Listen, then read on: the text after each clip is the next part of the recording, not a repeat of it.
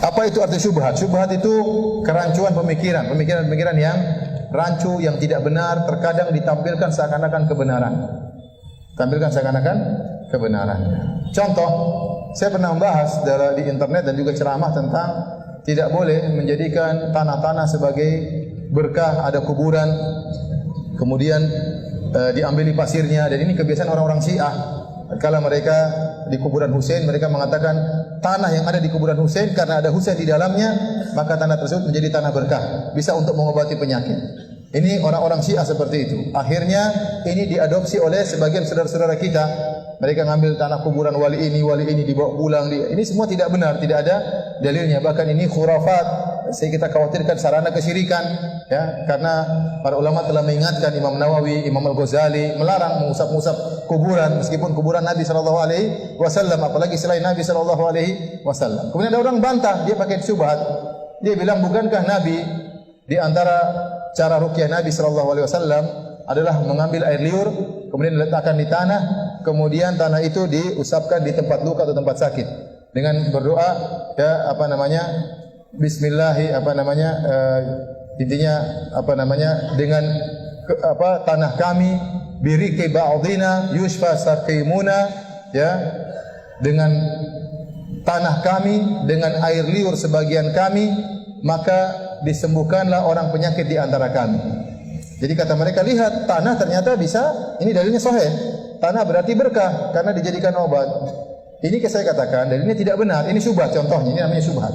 Berdalil dengan sesuatu untuk membenarkan mengambil tanah di kuburan. Dalilnya Nabi pernah meruqyah pakai tanah dan air liurnya, kemudian berdoa dengan doa tadi, ya. Bismillahi turbatu ardina biriqati ba'dina yushfa saqimuna.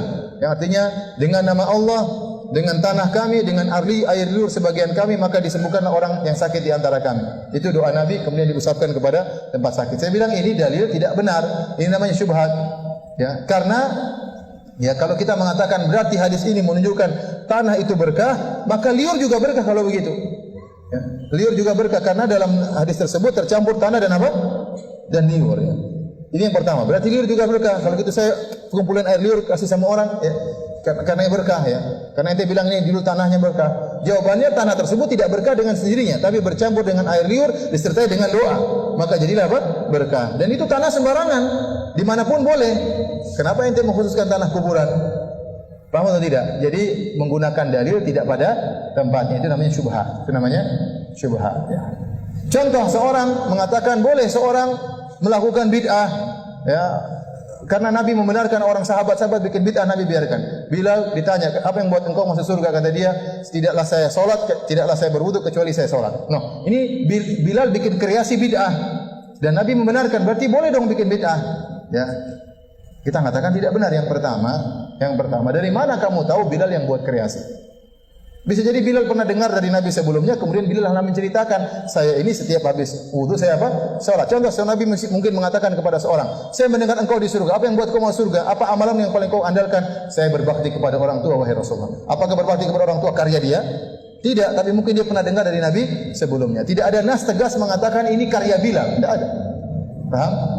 Yang kedua, waktu Bilal jelaskan, Nabi benarkan. Ini namanya sunnah takririyah. Dalam masalah usul fikih ada namanya sunnah takririyah, itu sunnah pembenaran Nabi sallallahu alaihi wasallam.